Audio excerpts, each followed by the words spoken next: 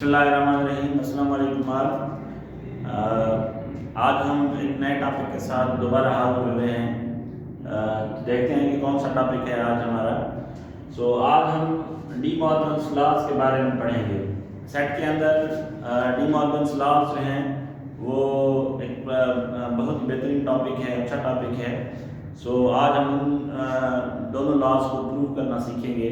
तो प्रूव करने से पहले उसके बारे में थोड़ी डी मॉर्गन्स के बारे में थोड़ी डिटेल आपको बताते चलें कि डी मॉर्गन का पूरा नाम अगस्टस डी मॉर्गन था, जो 27 जून 1886 में मदुरा, इंडिया के शहर मदुरा में पैदा हुआ था।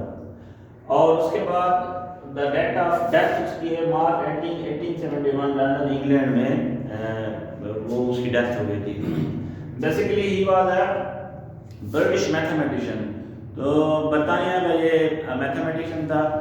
तो उसने कुछ लॉज दिए थे दो सेट के रिलेशंस को जोड़ने के लिए, यूनियन और इंटरसेक्शन और कॉम्प्लीमेंट के हवाले से। तो देखते हैं कि वो कौन से लॉज हैं। तो आते हैं, सबसे पहला जो लॉ है वो है A union B whole complement equal होता है A complement intersection B complement के। और दूसरा उसका लॉ है A intersection B whole complement equal है A complement union B complement के। तो इन दोनों लॉज को प्रूव करने के लिए हमारे पास यूनिवर्सल सेट का होना भी जरूरी है। सेट ए भी है और सेट बी भी है। तो आइए ये किस तरह से ये प्रूव होंगे, इसको प्रूव करते हैं। जैसा कि मैं ऑलरेडी बता चुका हूँ कि कॉम्प्लीमेंट के अंदर हमें यूनिवर्सल सेट का होना ज़रूरी होता है, क्योंकि यूनिवर्सल सेट से ही जो भी सेट आप कॉम्प्लीमेंट करेंगे उसके मेंबर सब्ट्रैक्ट किए जाते हैं, तभी हम यूनिवर्सल सेट लिखते हैं।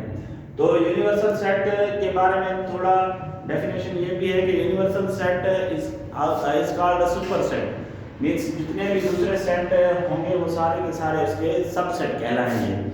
तो यूनिवर्सल सेट के we have given universal set. The member of universal sets are 1 2 3 4 5 6, or the member of set A are 1 3 5 and set B are 2 4 6. Now then we are going to prove the first law, A union B whole complement equals to A complement intersection B complement. तो आते हैं सबसे पहले law की तरफ। First law okay, A union B whole complement equal है A complement intersection B complement. तो सबसे पहला जो स्टेप है, स्टेप बाय स्टेप हम इस लॉ को प्रूव करेंगे। तो सबसे पहला जो स्टेप है वो है हमारा ए यूनियन बी का। तो पहला स्टेप हम करेंगे A union B. A union B में हमारे पास जो ए के मेंबर्स हैं वो है 1 3 5 और उसके बाद बी के जो मेंबर हैं वो क्या हैं, यूनियन 2 4 एंड 6। तो सबसे पहले हम ये ए यूनियन बी हमने फाइंड आउट किया। ए यूनियन बी जब हम करेंगे तो इन दोनों सेट के मेंबर्स को एक ही ब्रैकेट के अंदर हमने रखना है, 1 2 3 4 5 एंड 6। ये हमारा ए यूनियन बी आ गया। अब क्या करना है हमें, यूनिवर्सल सेट में से ए यूनियन बी के जो भी मेंबर्स हैं उनको हमने करना है सब्ट्रैक्ट। तो सब्ट्रैक्ट जब हम इन दोनों को करेंगे तो यूनिवर्सल के मेंबर्स हमारे 1 से लेकर 6 तक हैं, 1 2 3 4 5 एंड 6। डिफरेंस की साइन हम देंगे इसको, और ए यूनियन बी जो अभी हमने फाइंड आउट किया वो रखेंगे 1 2 3 4 5 एंड 6। तो डिफरेंस में ये बात है, हमने ये कहा था कि डिफरेंस में दो सेट्स के जो मेंबर कॉमन होंगे वो कट जाएंगे, इन दोनों को हम काट देंगे। मतलब ए गया, 1 गया, 2 गया, 2 3 3 4 4 5 5 6 एंड 6। ये सारे आपस में एक जैसे मेंबर्स थे, तो डिफरेंस में हमने इन दोनों को काट दिया, तो बाकी हमें जो A union B whole complement का जो आंसर मिलेगा वो नल सेट मिलेगा, या इसको आप सिंबॉलिकली फाइव एस शक्ल में भी रख सकते हैं। तो ये हमारा क्या प्रूव हो गया, लेफ्ट हैंड साइड कि सबसे पहले हमने ये A union B whole complement जब हमने किया और उठाया था एलएचएस, तो एलएचएस का आंसर हमें क्या मिला, नल सेट। अब आते हैं हम, now take RHS, now take RHS, right hand side को जब हम टेक करेंगे तो हमारे पास राइट हैंड साइड में A complement intersection B complement मिला हुआ है। तो पहला काम हमें ये करना है, ए कॉम्प्लीमेंट फाइंड आउट करना है। तो ए कॉम्प्लीमेंट फाइंड आउट करने के लिए यूनिवर्सल से ए के मेंबर सब्ट्रैक्ट करने होते हैं। यूनिवर्सल से जैसे ए के मेंबर सब्ट्रैक्ट करेंगे तो हमें जो आंसर मिलेगा, यूनिवर्सल के सबसे पहले मेंबर लिखिए 1 2 3 4 5 और 6, सब्ट्रैक्ट करते हैं ए के मेंबर हमारे पास है 1 3 एंड 5, 1 3 एंड 5। जब हम ये 1 cancel 1 cancel 3 cancel 3 cancel 5 cancel 5 cancel, तो ए कॉम्प्लीमेंट क्या मिला हमें, 2 3 नहीं 2 4 6, ये ए कॉम्प्लीमेंट मिला। उसके बाद है हमारा बी कॉम्प्लीमेंट, उसके बाद हम बी कॉम्प्लीमेंट फाइंड आउट करेंगे। तो बी कॉम्प्लीमेंट फाइंड आउट करने के लिए वही तरीका, यूनिवर्सल सेट से ए बी के मेंबर हम सब्ट्रैक्ट करने हैं, निकालने हैं। तो यूनिवर्सल से बी के मेंबर जब हम सब्ट्रैक्ट करेंगे तो यूनिवर्सल के मेंबर्स हैं 1 2 3 4 5 एंड 6, और बी के जो मेंबर्स हैं वो है हमारे पास 2 4 एंड 6, 2 4 एंड 6। इन दोनों में से जब जो कॉमन मेंबर्स हैं वो जब खत्म हो जाएंगे, काटे जाएंगे, तो बाकी हमारे पास क्या बचेगा बी कॉम्प्लीमेंट के में। तो बी कॉम्प्लीमेंट में हमारे पास बचा 1 3 5। तो ए कॉम्प्लीमेंट भी हमने फाइंड आउट कर लिया और बी कॉम्प्लीमेंट भी हमने फाइंड आउट कर लिया। जब ये दोनों हमारे फाइंड आउट हो गए तो अब राइट हैंड को प्रूव करने के लिए, क्योंकि राइट हैंड साइड में हमारा A complement intersection B complement है, तो इंटरसेक्शन ए कॉम्प्लीमेंट और इंटरसेक्शन बी कॉम्प्लीमेंट जब हम करेंगे तो कुछ इस तरह होगा। Now A complement intersection B complement equal to, A complement के कौन से मेंबर हमने भी निकाले, 2 4 और 6। इंटरसेक्शन के साथ बी कॉम्प्लीमेंट के कौन से नंबर निकाले हमने, 1 3 एंड 5। अब जब हम दोनों की इंटरसेक्शन करेंगे तो इंटरसेक्शन में हमेशा हम यही करते हैं कि दोनों सेट्स के दरमियान जो कॉमन एलिमेंट होता है वो निकालते हैं, लेकिन इनके दरमियान हमने देखा कि कोई भी एलिमेंट ऐसा नहीं है दोनों सेट्स के अंदर जो कॉमन हो। जब आपको दो सेट्स के अंदर कॉमन एलिमेंट ना मिले तो हम उसको क्या लिखेंगे, नल सेट करके लिखेंगे, नल सेट, इस तरह से या इस तरह से। तो हमारा ये आ गया हमारा RHS, ये हमें मिल गया RH राइट हैंड साइड, ये हमारा राइट हैंड साइड है। अब लेफ्ट हैंड साइड और राइट हैंड साइड को जब हम आपस में कंपेयर करेंगे तो आया देखें कि दोनों का आंसर सेम है। हमने देखा कि A union B whole complement हमारा LHS था, लेफ्ट हैंड साइड था, जिसका भी हमने आंसर नल सेट और एम्प्टी सेट निकाला। तो जब हम राइट हैंड साइड की तरफ आएंगे तो A complement intersection B complement जब हमने देखा उसका आंसर भी हमारा नल सेट और एम्प्टी सेट निकला। तो इससे हमें पता चला कि LHS equal to RHS. Therefore,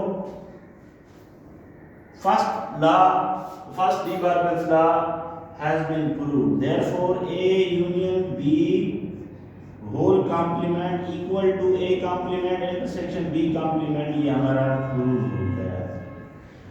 तो देखिए कि किस तरह से ये step by step first law हमने प्रूव किया। सबसे पहले हमने LHS उठाया। LHS में हमारे पास A union B whole complement था, तो A union B whole complement करने के लिए सबसे पहले A यूनियन B निकाला। A यूनियन B में हमें 1 2 3 4 5 6 मिले। उसके बाद हमने होल कॉम्प्लीमेंट निकाला। होल कॉम्प्लीमेंट किस तरह से निकाला? यूनिवर्सल सेट से हम A यूनियन B जो हमने किया था वो सेट हमने इनसे सब्ट्रैक्ट किए। वो एक जैसे दोनों में जितने भी मेंबर्स थे वो दोनों सारे के सारे कॉमन थे, तो सारे के सारे जब डिफरेंस हो गए, कट गए, तो बाकी हमारे पास LHS में जो आंसर मिलेगा A union B whole complement वो नल सेट मिला।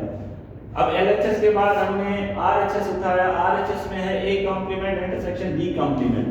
तो डायरेक्ट हमने A complement intersection B complement नहीं कर सकते, क्योंकि A के ऊपर भी कॉम्प्लीमेंट है, B के ऊपर भी कॉम्प्लीमेंट है। तो कॉम्प्लीमेंट को फाइंड आउट करने के लिए हमने क्या किया? पहला A कॉम्प्लीमेंट फाइंड आउट किया, यूनिवर्सल से A के नंबर सब्ट्रैक्ट किए। यूनिवर्सल से जब A के नंबर सब्ट्रैक्ट करेंगे तो A कॉम्प्लीमेंट हमें मिला 2 4 6। उसके बाद हमने B कॉम्प्लीमेंट फाइंड आउट किया। B कॉम्प्लीमेंट फाइंड आउट करने के लिए यूनिवर्सल से B के मेंबर सब्ट्रैक्ट किए, तो हमें मिला 1 3 5। अब हमें A कॉम्प्लीमेंट मिल गया, B कॉम्प्लीमेंट मिल गया। अब हम इनको करेंगे क्या? इंटरसेक्शन। जब हमने इन दोनों को इंटरसेक्ट किया तो इंटरसेक्ट में हम क्या करते हैं? दो सेट्स के कॉमन जो एलिमेंट्स है वो निकालते हैं, लेकिन इन दोनों में कोई कॉमन एलिमेंट नहीं था। जब आपको दो सेट्स के दरमियान कोई भी कॉमन एलिमेंट ना मिले तो आंसर हमारा इंटरसेक्शन में नल सेट होता है। तो A complement intersection B complement भी हमें नल सेट की सूरत में मिला। तो RHS और LHS दोनों को जब हमने कंपेयर किया तो हमारा दोनों बराबर हुए। इसी तरह से हमारा first law A union B whole complement बराबर हुआ I complement intersection B complement के साथ। अब उसके बाद हम आते हैं सेकंड लॉ की तरफ। जब सेकंड लॉ में देखते हैं कि सेकंड लॉ किस तरह से होता है, तो अब इसमें दो चीजें हम छोड़ रहे हैं, क्योंकि A कॉम्प्लीमेंट और B कॉम्प्लीमेंट को हमें रखना है, क्योंकि दोबारा उसको फाइंड आउट करने की कोई जरूरत नहीं है। वो चीज हम रख रहे हैं। आगे फिर देखते हैं कि कैसे दूसरा लॉ प्रूव होता है।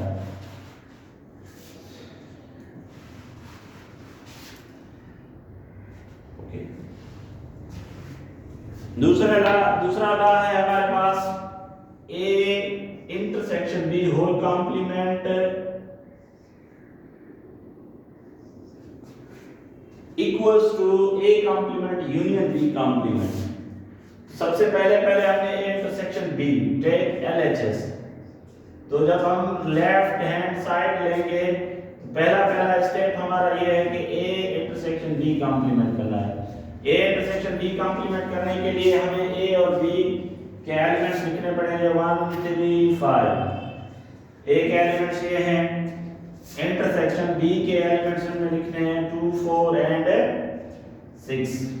अब इन दोनों को जब हम इंटरसेक्ट करेंगे तो हमें पता चलेगा कि इनके इंटरसेक्शन में कोई भी कॉमन चीज नहीं है। तो A इंटरसेक्शन B हमारे पास नल सेट आ रहा है। अब हमें क्या करना है? यूनिवर्सल सेट से A इंटरसेक्शन B सब्ट्रैक्ट करना है। जब यूनिवर्सल से A इंटरसेक्शन B के एलिमेंट्स निकालेंगे तो यूनिवर्सल के पहले एलिमेंट हमने लिखे 1 2 3 4 5 एंड 6। सब्ट्रैक्ट की साइन, डिफरेंस की साइन, A इंटरसेक्शन B में हमारे पास नल सेट है। तो जब नल सेट है, इसमें तो कोई कॉमन चीज है ही नहीं, तो जो हमारे पास आंसर मिलेगा A intersection B whole complement का वो यूनिवर्सल सेट ही मिलेगा। वो क्या मिलेगा? Universal set 1 2 3 4 5 and 6। ओके, तो इस तरह का हमारा ये हो गया LHS। ओके, LHS के बाद कह रहा है कि RHS टेक RHS। जब हम टेक RHS करेंगे तो RHS में हमारे पास है A complement union B complement. सबसे पहली बात A कॉम्प्लीमेंट करेंगे और B कॉम्प्लीमेंट, जो हम ऑलरेडी कर चुके हैं। जब हम इन दोनों को ऑलरेडी कर चुके हैं तो और कुछ नहीं करना, इन दोनों का अब यूनियन करना है, क्योंकि ए कॉम्प्लीमेंट हमारे पास 2 4 6 मिला है, बी कॉम्प्लीमेंट हमारे पास 1 3 5 मिला है। किस तरह से मिला, हमने ए कॉम्प्लीमेंट करने के लिए यूनिवर्सल से ए के मेंबर सब्ट्रैक्ट किए, बी कॉम्प्लीमेंट करने के लिए यूनिवर्सल से बी के मेंबर सब्ट्रैक्ट किए। अब जब ये दोनों ए कॉम्प्लीमेंट में मिल गया है, बी कॉम्प्लीमेंट में मिल गया है, तो अब हम क्या फकत कुछ नहीं करेंगे, सिर्फ LHS को प्रूव करने के लिए हम A complement union B complement करेंगे। जब A complement union B complement करेंगे तो ए कॉम्प्लीमेंट के जो मेंबर हैं वो कौन से हैं, 2 4 एंड 6, बीच में साइन यूनिवर्सल की, और उसके बाद बी कॉम्प्लीमेंट के एलिमेंट्स हमारे पास मिले 1 3 एंड 5। अब यूनियन करना है, यूनियन के में यही बताया गया है कि 2 या 3 जितने भी सेट्स हों उन सारों के एलिमेंट्स हम इकट्ठे करके एक सेट के अंदर कर्ली ब्रैकेट के अंदर रखते हैं। तो इन दोनों का जो यूनियन होगा वो क्या होगा, 1 2 3 4 5 एंड 6। ये हमारा आ गया RHS, राइट हैंड साइड। जब ये राइट हैंड साइड हो गया तो अब हम इन दोनों को कंपेयर करेंगे, लेफ्ट हैंड साइड और राइट हैंड साइड को। तो लेफ्ट हैंड साइड हमारी थी 1 2 3 4 5 6, 1 2 3 4 5 6, राइट हैंड थी 1 2 3 4 5 6 थी। तो इस तरह से हमें पता चला कि LHS इक्वल है RHS के। When LHS equals to RHS, तो हमारा जो सेकंड लॉ है, therefore A intersection B whole complement equals to A complement union B complement proved।